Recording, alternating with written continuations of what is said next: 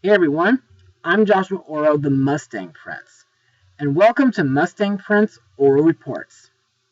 So, for today's episode, let's talk about a really cool forest animal known as the owl. This species of bird are categorized as solitary and nocturnal birds of prey, typified by an upright stance, a large broad head, binocular vision, binaural hearing, sharp talons, and feathers adapted for silent flight. Exceptions include the northern hawk owl and the gregarious burrowing owl. Also, owls hunt small mammals, insects, and other birds, although a few species specialize in hunting fish. And I also heard that owls hunt bats too. Owls can be found in all regions of the Earth, except in the polar ice caps and some remote islands. To me, despite the fact that owls can be really intimidating with their big eyes, big claws, and the way they turn their heads, owls are still very cool and majestic creatures, especially with how they're portrayed in stories like Harry Potter or Stella Luna. And there are a few owls that I know about in movies, like Owl from Winnie the Pooh, the Grand Duke of Owls from Rock-a-Doodle, the Great Owl from The Secret of Nim, or Archimedes from The Sword and the Stone.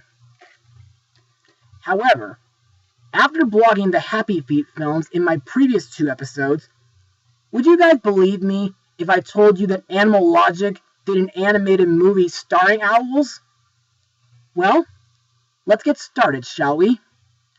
Released on September 24th, 2010, the movie is Legend of the Guardians, The Owls of Ga'Hoole.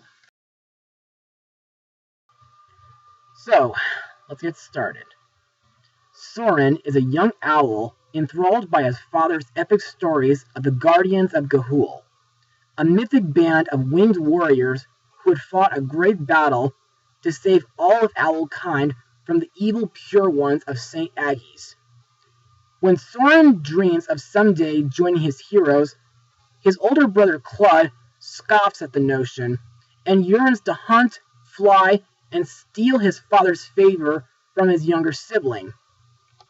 But Claude's jealousy has terrible consequences, causing both owlets to fall from their treetop home and right into the talons of the Pure Ones who take them to St. Aggies, which is an orphanage where owlets are brainwashed into becoming soldiers. Now it is up to Soren to make a daring escape with the help of other brave young owls and soar across the sea through the mist to find the Great Tree, home of the legendary Guardians, in hopes of defeating the Pure Ones and saving the Owl Kingdoms. So, what do I think about this movie?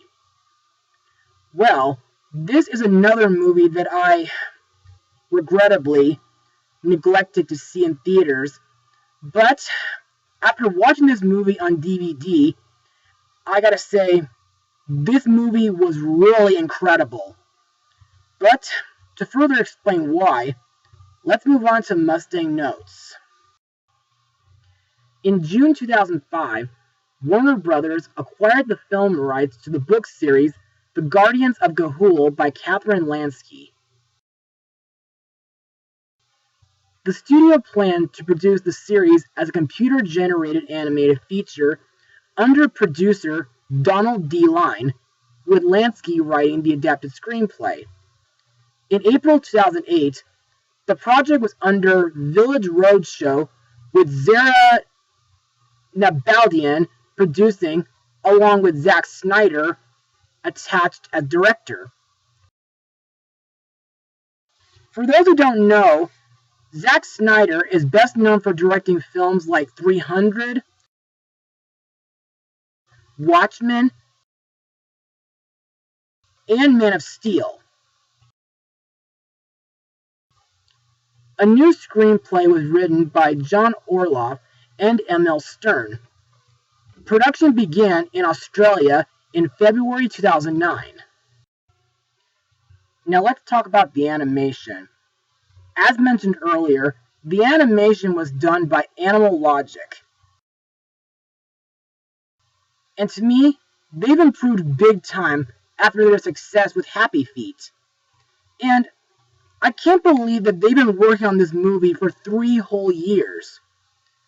The film was conceived in 3D stereoscopic right from the get-go, and their team of over 500 artists, technicians, and support staff designed, created, and animated 15 unique species of owls, as well as other forest creatures like snakes, crows, bats, centipedes, bees, beetles, other bugs, along with moths, a hermit crab, a Tasmanian devil, and many others.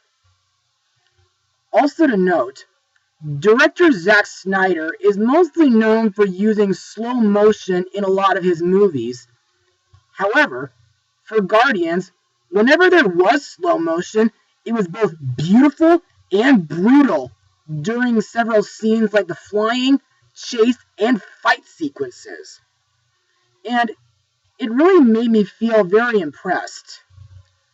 Plus, all the creatures look very realistic, including the backgrounds and elements like water, fire, dust, smoke, and lightning. Another thing that I like about this movie is that Owl City provided a song called To the Sky. For those who don't remember who these guys are, 2 years after this movie, they sang When Can I See You Again from Wreck-It Ralph. And in my opinion, To the Sky is really incredible, and it doesn't distract you from the film. Now let's talk about the characters and the voice actors who brought them to life. The main character, Soren, is voiced by Jim Sturgis, whom I remember from the Beatles-themed musical movie Across the Universe. I really like the attitude Jim gave to Soren. He's a young, innocent daydreamer who hopes to become a part of the heroes of his bedtime stories. Next is his best friend, Gylfi, voiced by Emily Barclay. Despite the fact that she was shy and meek in the beginning, she has a tendency to have sarcastic remarks once in a while. Also, at the end of the film, Gylfi becomes a navigator, which is really impressive in my opinion. Easelrib, the whiskered screech owl, is voiced by Jeffrey Rush. Best known as Captain Barbossa from the Pirates of the Caribbean franchise, Nigel from Finding Nemo, and, believe it or not, he got to be the man in the chair in the Australian stage version of The Drowsy Chaperone. To me, this character makes a great mentor, and he has a very sarcastic sense of humor.